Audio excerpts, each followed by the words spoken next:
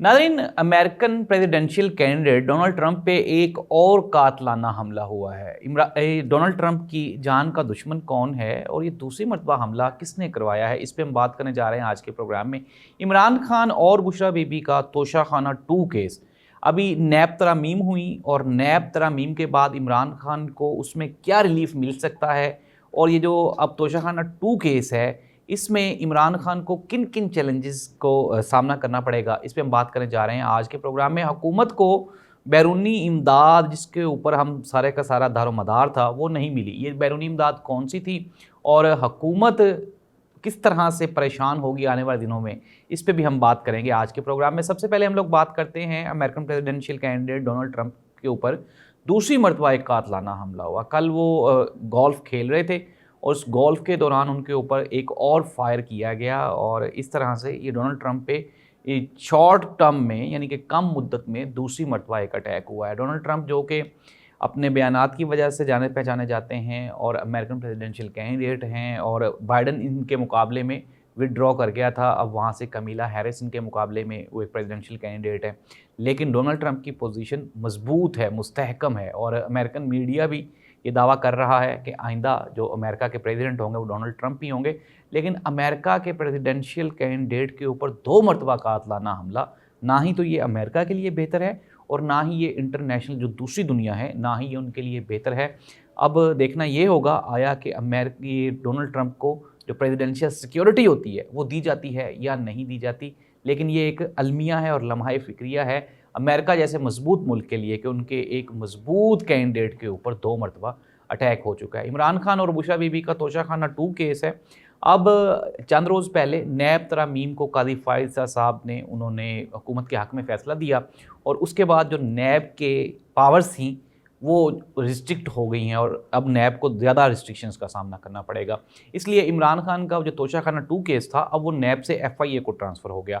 FIA के prosecutor वो भी पेश हुए अदालत में और जज ने उनसे तफसीलात मांगी हैं और अब ये देखना पड़ेगा। जज साहब ने ये कहा कि चूँकि अब ये FIA को ट्रांसफ़र हुआ है केस, अब FIA इसके ऊपर अपनी रिपोर्ट पेश करेगी हमें और हमें बताएगी कि इसकी एक्चुअल पोजीशन क्या है और इसको अब हमने किस तरह से डील करना है। इस तरह ये एक समझ लें कि डिलेइंग पॉलिसी है इमरान खान के केसेस को लेके, और हम देखेंगे कि अब जो इमरान खान के आगे आने वाले केसेस हैं उनके ऊपर डिलेइंग पॉलिसी ही अपनाई और बनाई जाती रहेगी। ख्वाजा आसिफ ने कहा जी हम आवाम की बेहतरी के लिए आइनी तरमीम ला रहे थे। फिर उसके बाद जो दूसरे वज़रा हैं उन्होंने भी इजहार ख्याल करते हुए यही कहा कि हम आवाम की बेहतरी के लिए, आवाम को मजबूत करने के लिए और सुप्रीम कोर्ट ऑफ पाकिस्तान को मजबूत करने के लिए और उनसे प्रेशर ख़त्म करने के लिए आइनी तरमीम लेके आ रहे थे। ये सिर्फ एक बात है, बहाना है।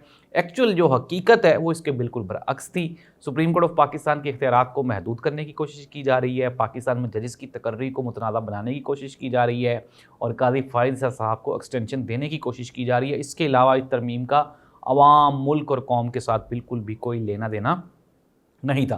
नाज़रीन, पाकिस्तान की ये जो आइनी तरमीम थी इसमें मौलाना फजलुर रहमान साहब को सऊदी अरब से, हमारे हमसाया मुल्क से, ज़ाहिर सी बात है हमारा ब्रादर इस्लामी मुल्क सऊदी अरब है, वहाँ से भी प्रेशराइज़ किया गया और ये कहा गया कि आप हुकूमत को वोट दें। अब नाज़रीन, एक तरफ तो हमारे जो ब्रादर इस्लामी ममालिक हैं वो हमें हमारे पॉलिटिकली तो इंटरफेयर कर रहे हैं लेकिन फाइनेंशली वो हमें सपोर्ट नहीं कर रहे, और इसकी एक बड़ी वजह हमारा अंदरूनी जो पॉलिटिकल ये इंफ्रास्ट्रक्चर है उसकी तबाही है। हमारे मुल्क में जो सियासी अदम इस्तेहकाम है इसकी वजह से बैरूनी दुनिया के जितने भी ममालिक हैं वो पाकिस्तान में ट्रस्ट नहीं कर रहे। अगर हम बात करें हमारी इकॉनमी की तो पाकिस्तान में गुज़श्ता 1 साल के दौरान पाकिस्तान में से मोर देन 100 इंटरनेशनल कंपनीज़ ऐसी हैं जिन्होंने यहाँ से अपना बिज़नेस बंद कर दिया है या फिर उन्होंने अपने बिज़नेस को 20% तक रिड्यूस कर दिया है। और उसके बाद ज़ाहिर सी बात है हमारी जो इकॉनमी है वो आहिस्ता आहिस्ता जो फ्लॉज का शिकार है उसमें अब डिक्लाइन आ गया है। और ज़ाहिर सी बात है जब आपके हालात बैरूनी भी अच्छे ना हों और अंदरूनी भी अच्छे ना हों,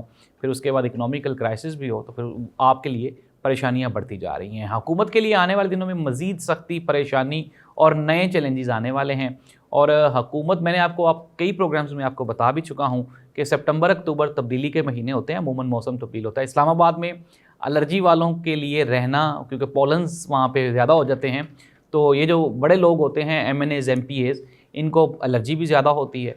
तो अब वहाँ पे चूँकि पॉलन्स का मौसम आ रहा है और ज़ाहिर सी बात है अब वहाँ से MNAs मूव करेंगे। पाकिस्तान में आइंदा जो सियासी हालात हैं وہ کیا ہوں گے، یہ ایک بڑا سوالیہ نشان ہے۔ اگر عمران خان صاحب، جسٹس منصور علی شاہ صاحب جب چیف جسٹس آف پاکستان بنتے ہیں، امریکہ میں ڈونلڈ ٹرمپ پریزیڈنٹ بنتے ہیں، اور پھر پاکستان ظاہر سی بات ہے ہم ڈائریکٹلی پروپورشنل ہیں، ایک تو ہم باہر سے انسٹرکشنز لیتے ہیں، پھر دوسرا جو ہمارے چیف جسٹس آف پاکستان ہوتے ہیں ان کی پریزنس بھی بڑی میٹرز الاٹ۔ ابھی ہم نے قاضی فائز صاحب کو دیکھا کہ انہوں نے عمران خان کو لائن سے ہٹانے کے لیے اور دیوار سے لگانے کے لیے ہر اختیار کا استعمال کیا، لیکن اب بیچارے جا رہے ہیں تو بڑا افسوس ہوتا ہوگا قاضی صاحب کو بھی کہ اتنے وہ ذلیل و خوار بھی ہوئے اور پھر اس کے بعد کوئی آؤٹ پٹ بھی نہ نکلی، بالآخر اپنے گھر بھی جانا پڑا، کیونکہ حکومت نے گھٹنے ٹیک دیے ہیں۔ اب حکومت وہ جو آئینی ترمیم تھی اس کو انہوں نے ڈیلے کر دیا اور کہا ہے کہ اب جب وزیر اعظم صاحب واپس آئیں گے امریکہ کے دورے سے تو پھر اس کے بعد ہم دیکھیں گے کہ یہ آئینی ترمیم کرنی ہے یا نہیں کرنی۔ واللہ عالم یہ نہ ہو کہ کہیں وزیر اعظم صاحب کو امریکہ کے دورے سے پاکستان واپس آنا ہی نہ پڑے، وہیں سے ان کو یو کے یعنی کہ لندن جانا پڑ جائے، کیونکہ حکومت کی تبدیلی وہ بھی آئندہ 2-3 مہینے میں ایکسپیکٹڈ ہے۔ ہوگا کیا؟ ظاہر سی بات ہے، کیا عمران خان واپس آئیں گے اور وہ اقتدار سنبھالیں گے، پاکستان میں نئے الیکشنز ہوں گے، یا پھر پاکستان میں مارشل لا لگے گا؟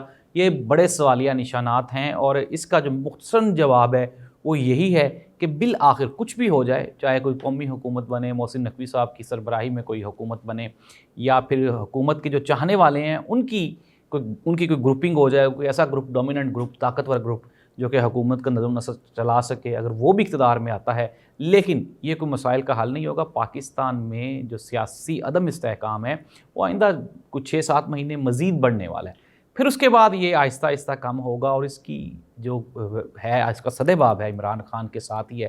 اگر عمران خان اقتدار میں نہیں آتا، عمران خان کو حکومت نہیں دی جاتی، تو پاکستان میں پولیٹیکل سٹیبلٹی یہ ایک خواب ہی رہے گا۔ اور ظاہر سی بات ہے، میں آپ کو پہلے ہی بتا چکا ہوں کہ ایک مرتبہ یہ لازمی ہوتا ہے کہ جو عوامی امنگوں کا ترجمان لیڈر ہے یا سیاستدان ہے، آپ اس کو اقتدار دیں، تاکہ وہ عوام جو چاہ رہی ہوتی ہے کہ یار یہ ہمارا پسندیدہ لیڈر ہے، اس کو موقع ملنا چاہیے، تو وہ عوام کے ساتھ کھڑا ہوتا ہے، عوام بھی اس کے ساتھ کھڑی ہوتی ہے۔ حالات مشکل یا آسان یہ تمام قوموں کے زندگی میں آتے جاتے رہتے ہیں، لیکن اگر ان کا پسندیدہ لیڈر مشکل حالات میں ان کے ساتھ کھڑا ہو تو وہ خوش ہوتی ہیں قومیں۔ اور اگر آپ 80% عوام کی ترجمان سیاسی جماعت پاکستان تحریک انصاف کے جو لیڈر ہیں، جو ان کے رہنما ہیں عمران خان صاحب، ان کو جیل میں رکھ کے آپ یہ سمجھتے ہیں کہ پاکستان میں بہتری آئے گی، تو یہ تو پھر وہی والے سین ہے کہ یہ تو خواب ہی ہے، حقیقت سے اس کا کوئی تعلق نہیں ہے۔ اللہ اس ملک کا حامی و ناصر ہو۔ سیاسی استحکام، میں اپنے ہر پروگرام میں کہتا ہوں کہ سیاسی استحکام آئے گا تو اکنامیکل استحکام آئے گا، ادروائز پھر یہ ناممکن رہے گا۔ اللہ اس ملک کا حامی و ناصر ہو۔ اللہ حافظ۔